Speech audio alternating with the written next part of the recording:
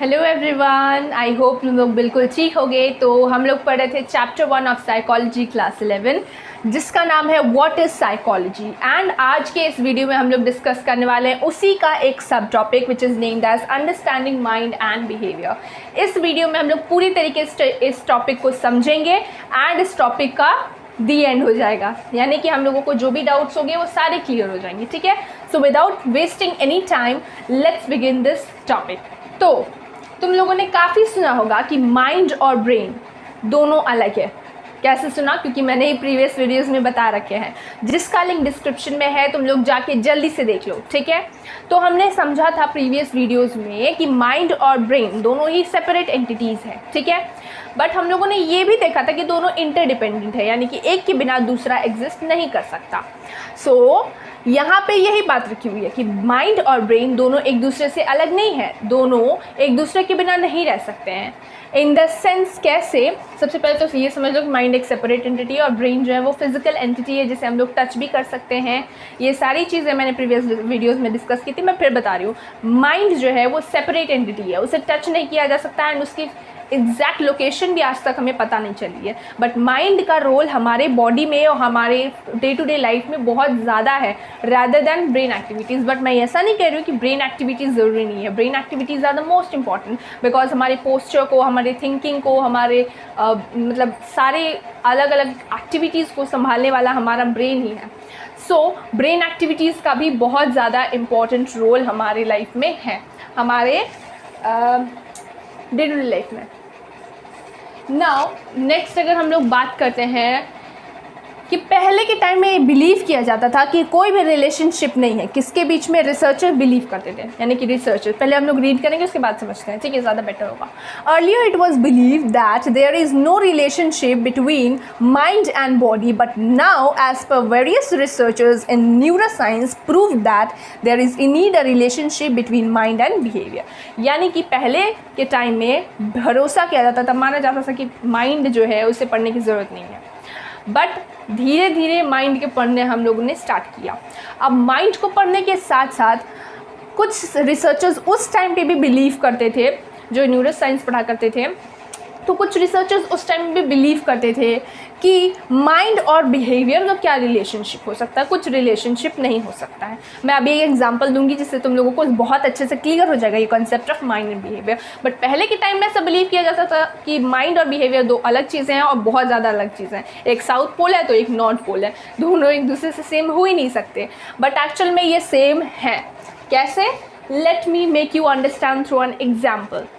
Let's suppose आप लोग रोज़ सुबह उठो या बहुत से लोग ट्राई भी कर चुके हैं। एक ट्रिक बताया गया था यूट्यूब चैनल पे, मैंने देखा था वैसे।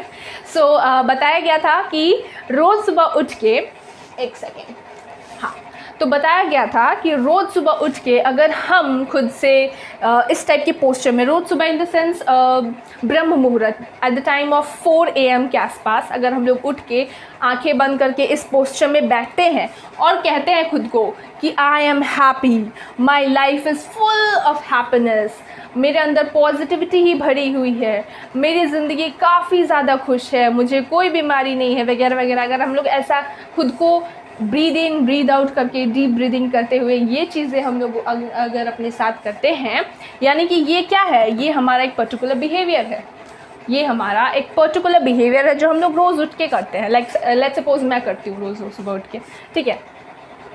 तो अब क्या हो रहा है कि मैं अब इसका एक इम्पैक्ट देख रही हूँ, ये छोटी सी चीज़ जो मैं कर रही हूँ रोज़ सुबह उठ के, इसका इतना इम्पैक्ट मेरे लाइफ में है कि मेरी लाइफ में चेंजेस आ रहे हैं। मेरी लाइफ में सच में बहुत ज़्यादा हैप्पीनेस, बहुत ज़्यादा पॉजिटिविटी, बहुत ज़्यादा एनर्जी आई है, मैंने फील किया है। इसलिए मैं बता रही हूँ तुम लोगों को, तुम्हें भी करना चाहिए, बहुत इंपॉर्टेंट, बहुत ही अच्छी चीज़ है, जिससे तुम लोगों को काफ़ी ज़्यादा स्ट्रेस रिलीव होगा, तुम लोगों का काफ़ी स्ट्रेस रिलीव होगा। वैसे तो उतना स्ट्रेस तुम लोगों को होता नहीं होगा, है ना, अभी तो स्टूडेंट लाइफ में हो यार। वैसे स्टूडेंट लाइफ में भी काफ़ी होता है, ऐसा तो नहीं कि नहीं होता।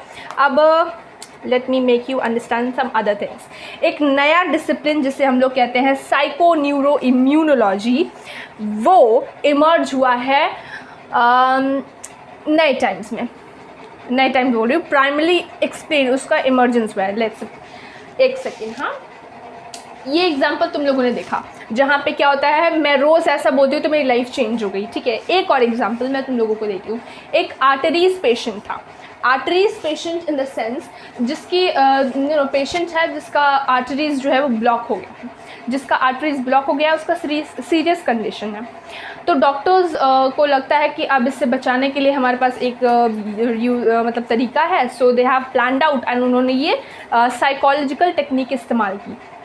डॉक्टर्स हमेशा पेशेंट को एक हफ्ते तक या एक महीने तक कुछ पीरियड ऑफ टाइम के लिए उसे बोलते थे कि तुम रिलैक्स हो जाओ, उसे पॉजिटिव रिपोर्ट देते थे, यानी कि तुम रिलैक्स हो जाओ, तुम बिल्कुल, जब तुम बहुत ज़्यादा देर रिकवर कर रहे हो, झूठ मूठ का बोलते थे कि तुम रिकवर कर रहे हो, तुम बहुत ज़्यादा जल्दी अच्छे हो रहे हो। बट इस छोटे से चीज़, इस छोटे से बिहेवियर का अच्छा इफ़ेक्ट हुआ है। क्या इफ़ेक्ट हुआ कि उसके लाइफ में, कि उसके माइंड ने एक्सेप्ट कर लिया वो बात कि मैं खुश हूँ, मैं रिकवर हो रहा, मतलब मैं ठीक हो रहा हूँ और मैं रिकवर हो रहा हूँ।